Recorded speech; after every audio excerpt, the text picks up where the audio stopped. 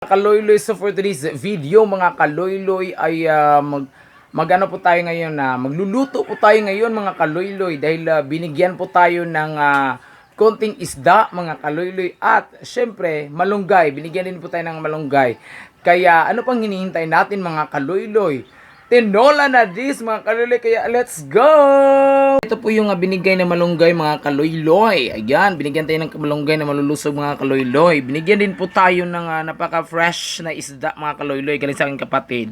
Ayan mga kaloyloy, kaya tinola na this. Let's go! The moment of truth. Mga kaloyloy ay kumukulo na po yung tubig natin mga kaloyloy. Kaya lagyan na natin ng isda mga kaloyloy. Ayan mga kaloyloy, lagyan natin yung isda mga kaloyloy. Ayan o.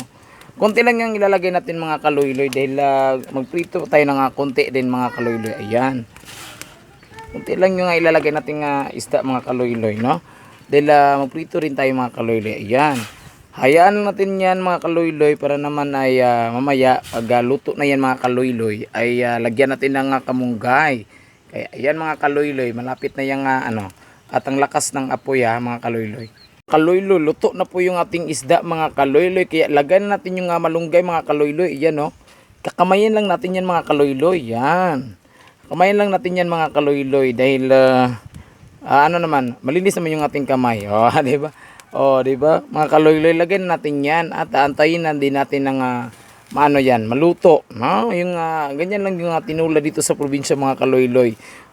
Ay isda, tapos may kunting dahon ng malunggay. Tapos yan mga kaloyloy ay bigay lang talaga yan mga kaloyloy. Binigyan lang tayo ng ating mga kapitbahay mga kaloyloy para makaluto tayo. Dahil dito sa probinsya mga kaloyloy ay maraming libre lang dito, hindi katulad ng nasa may mga malalaking katulad ng Maynila, mga ganyan mga kaloyloy, or yung mga city na talaga ay talagang wala nang halos libre. Dito sa amin talagang libre lang to. Ayan mga kaloyloy. Ayan, antayin lang natin yung maluto mga kaloyloy. Napaka-fresh at napakasarap yan mga kaloyloy. Tinulang isda with malunggay. Tapos ang aking video mga kaloyloy, gusto ko lang pong i-flex yung asawa ko ngayon dito sa aking likuran. Ayan po mga kaloyloy. Ayan, i-flip muna natin yung camera ng asawa ko mga kaloyloy. Napakaganda dahil may lakad po siya mga kaloyloy. Ayan po yung asawa ko mga kaloyloy, no? Dahil charot lang mga kaloyloy. Salamat po sa inyong panood ng aking video mga kaloyloy. Kaya God bless at mag-ingat po tayong lahat at huwag po kalimutang ibahagi yung aking luto session. Maraming salamat po mga kaloyloy. Bye-bye. God bless po. Ingat tayong lahat.